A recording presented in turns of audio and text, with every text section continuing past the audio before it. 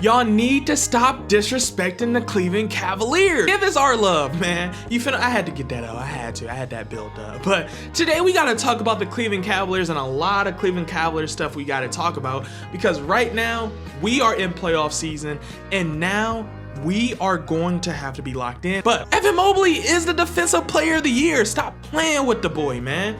The man has been that guy from top down. That man, like, as long as Victor Wembanyama is not on the court, Evan Mobley, no question to me, is the defensive player of the year. And I get it. We got players like Draymond Green, Dyson Daniels. They have been playing a hell of a game defensively.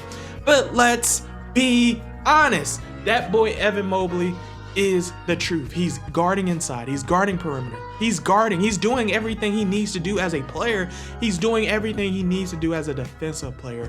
And he's doing everything he has to do as a big. Do I gotta say that again for the people in the back? The man Evan Mobley is a power forward. He's a center sometimes, most of the time. You feel what I'm saying? This is a big boy.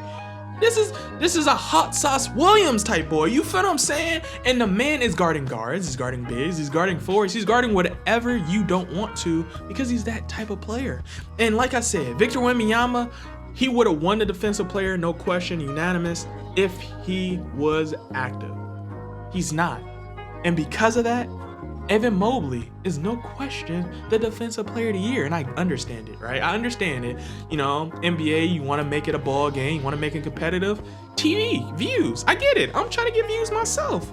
But let's be honest, it's certain things that's not a conversation, and defensive player of the year is not one. We gotta talk about what's up with the Cleveland Cavaliers, because a lot of people is not really believing in us, right? And it's not even just the outsiders, it's even some of our own Cleveland Cavalier fans. Now, let's address the elephant in the room, right?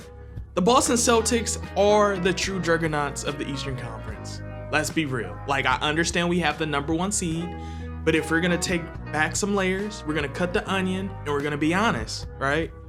The Boston Celtics are a real deal challenger. I joke around a lot by saying Cavs in 2, Cavs in 3, Cavs in 1, right? Because I am going to be a Cavs fan no matter what. But I cannot be ignorant to the fact that the Boston Celtics have one of the most complete rosters. And a lot of that has to do with how much talent they have.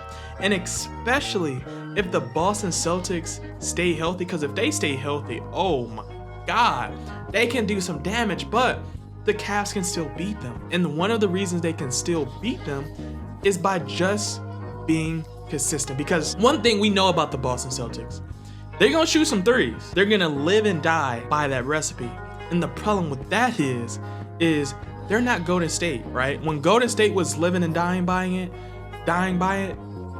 the reason they was doing that is because it was very rare for them to die by the three. Like, it was a very, very, very rare for them to die. Even when they was cold, it just wasn't realistic. Boston, when they shoot 60 plus threes, it is a lot of nights where it's just not gonna fall. Now, what Cavs do very well, like I said, they're gonna chip at it. They're gonna chip at it. They're gonna chip at it.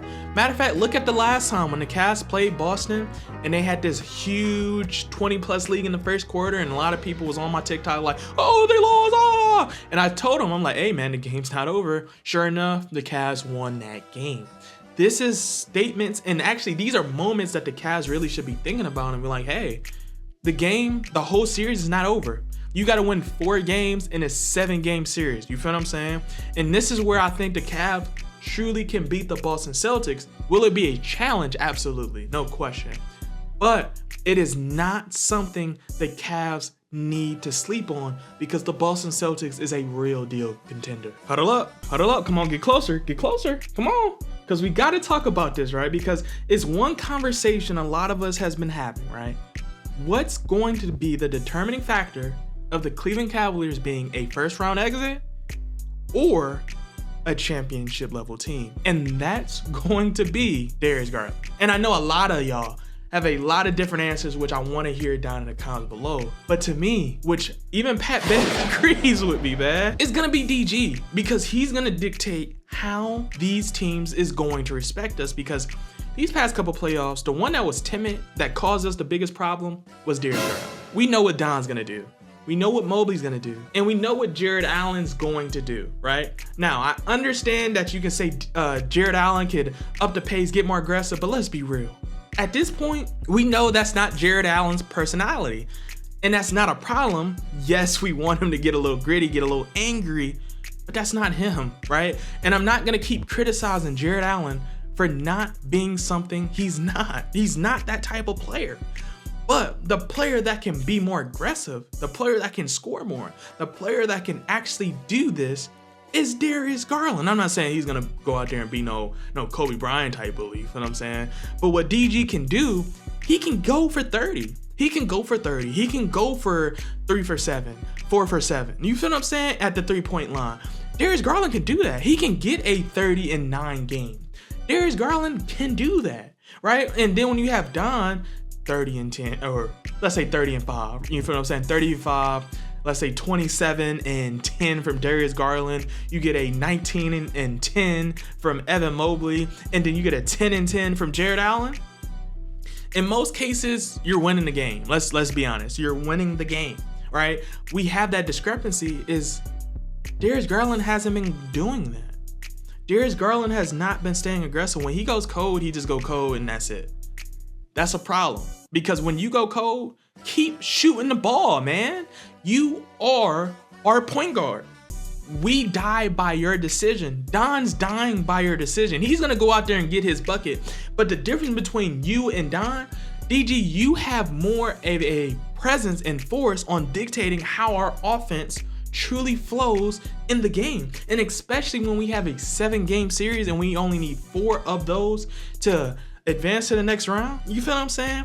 And this is why Darius Garland to me is gonna be important, because we know what Mobley's gonna do. I can't keep, I'm just gonna keep saying it because it's true, it's reality to me. We know what Jarrett Allen's gonna do. We know Don is going to be Don. And we understand, role players, but to me, that's the obvious answer. You feel what I'm saying? That's really, truly the obvious answer. The one that's gonna make or break the Cleveland Cavaliers is gonna be Darius Garland. Down in the comments below, let me know how y'all feel about this, because I truly want to hear from y'all. Do you think that Darius Garland is going to dictate if the Cleveland Cavaliers is a true contender in this playoff, or do you think it's another player on the Cleveland Cavaliers that's going to change that story?